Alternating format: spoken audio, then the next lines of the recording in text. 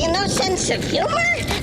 Adios, amigo! If looks were all that mattered, Ridley Scott's 1985 dark fantasy adventure Legend would rank among the greatest fantasy films of all time. It has a fantastic cast, a great director, and stunning set designs. This could have easily been the Blade Runner of dark fantasy, an innovative visual feast that captures your imagination and subtly morphs your perception of what the genre can be on the silver screen. Unfortunately, Legend never quite reaches those lofty heights. The story is a bit thin, the main characters lack depth, and the pacing is often inconsistent.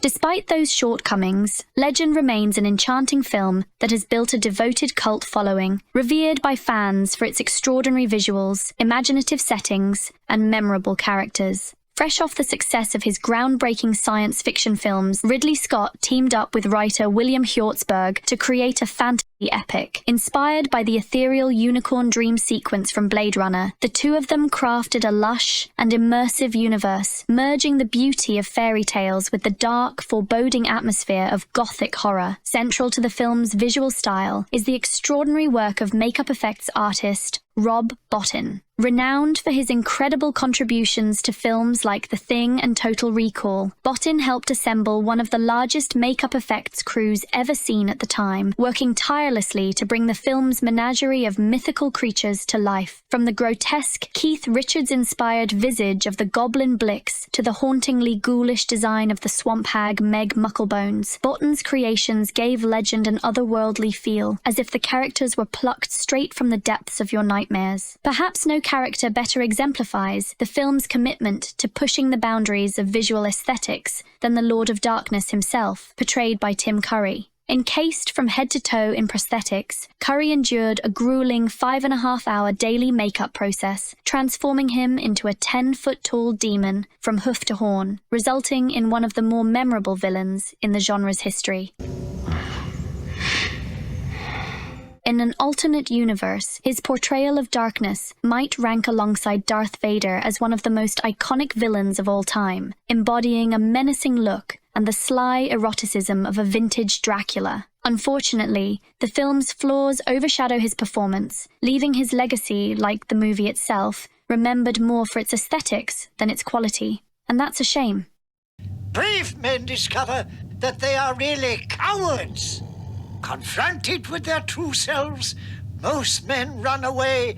In 1984, Wolfgang Petersen's The NeverEnding Story takes us to the world of Fantasia, where a young boy's imagination is crucial to saving a dying land from a nihilistic hurricane. Adapted from Michael Ende's novel of the same name, the film follows Bastian, a young dreamer overwhelmed by the passing of his mother and a growing disconnect from his father, who just wants him to be strong and carry on. When he borrows, an ancient book, it becomes his escape from reality, drawing him into a fantasy land. In this world, stories are the lifeblood of the realm, shaping its landscapes, its creatures, and its very existence. We soon learn that the Nothing, a sinister void that feeds on doubt and cynicism, threatens to wipe out this imaginative land. But why is Fantasia dying then? Because people have begun to lose their hopes. As Bastian continues reading, he discovers that his imagination holds the key to stopping this encroaching darkness. But it's only a story. It's not real. It's only a story. There are many interesting narrative devices underlying the film's theme of escapism. For example, Bastian literally escapes the reality of facing his tormentors by hiding in Conrad's bookstore, which foreshadows his journey into Fantasia, itself a metaphor for how literature and imagination serve as a sanctuary for those facing difficulties in their lives. Bastian's journey is a transformative experience that helps him confront his grief and learn valuable lessons about courage, hope, and the importance of believing in oneself. Why isn't he here? He still does not have the confidence. Unfortunately, the ending fails to fully explore those lessons. Everything is set up for us to see Bastian's growth in the real world. We get an intimate moment between him and the Empress, where he discovers Fantasia is basically what's inside him. And then, after everything he's learned, he decides to ride Falkor into the real world to scare the kids who bullied him, which completely undercuts the film's message of growing up. indulging in childhood fantasy instead. It can't end like this. In any case, the film continues to inspire audiences years after its release, with the iconic synth-pop theme song enjoying a resurgence in popularity after being featured in Season 3 of Stranger Things, making it a nostalgic touchstone of 1980s fantasy. Now that you have it, you don't know what to do with it, do you? No one told you that, did they? Jim Henson and Frank Oz strip whimsy from the fractured world of Thra and imagine a contemplative, complex fantasy with Muppets. Released in 1982, The Dark Crystal follows a young gelfling named Jen and his friend Kira on a classic hero's journey to heal the Crystal of Truth and restore balance to Thra. The film is a bit of a somber exploration of duality through its primary inhabitants, the vulture-like Skeksis, and the mystics, who look like Iggy Pop if he were a fluffy tortoise with back problems. The stark visual contrast between the Skeksis' dark, decaying castle juxtaposed with the mystic's serene natural environment underscores the ongoing narrative struggle between corruption and purity, chaos and order. This metaphorical duality becomes literal when we learn that the Skeksis and mystics are two halves of the same beings, the Skeks. Needless to say, despite being a kids' movie, it is much more haunting than Henson's previous works. Miss Piggy? What? With a complex mythology reminiscent of something out of Tolkien's Silmarillion, filled with a seemingly incomprehensible lexicon and intricate world-building, The Dark Crystal feels like a live-action Studio Ghibli film with a fully imagined world that includes everything from dense, otherworldly forests to eerie, crystal-filled caves. The creatures, while Muppety, are quite expressive, and the animatronics work to bring Henson's imaginative creations to life. Fizzgig is as lovable as ever, and the menacing, crab-like Garthim are still nightmare fuel. The Dark Crystal is a timeless film, not just for its unique style, but for the emotions it evokes. The darker elements, such as the enslavement of the podlings and the genocide of the gelflings, add depth and complexity to the story, elevating it beyond a typical children's fantasy adventure. And I think that's why it still resonates today. It's a truly unique classic.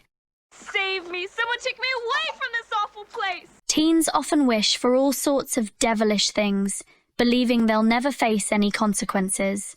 But in Jim Henson's Labyrinth, Sarah Williams learns the hard way that some wishes come with a heavy price.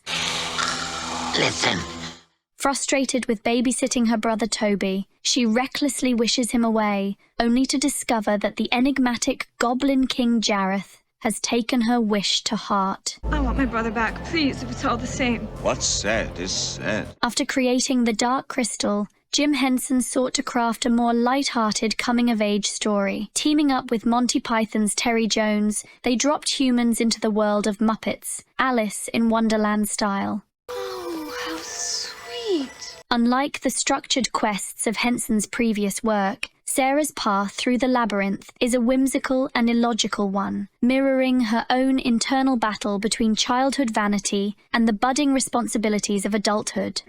There's nothing to talk about. The labyrinth itself becomes a metaphorical reflection of Sarah's inner struggle, constantly shifting and presenting challenges that test her growing maturity. From forgiving Hoggle's deceit to resisting the junk lady's attempts to bury her in the comforting clutter of her childhood, Sarah navigates these trials and emerges stronger, ultimately realizing that Jareth's power over her is illusory and that her destiny is hers alone to shape.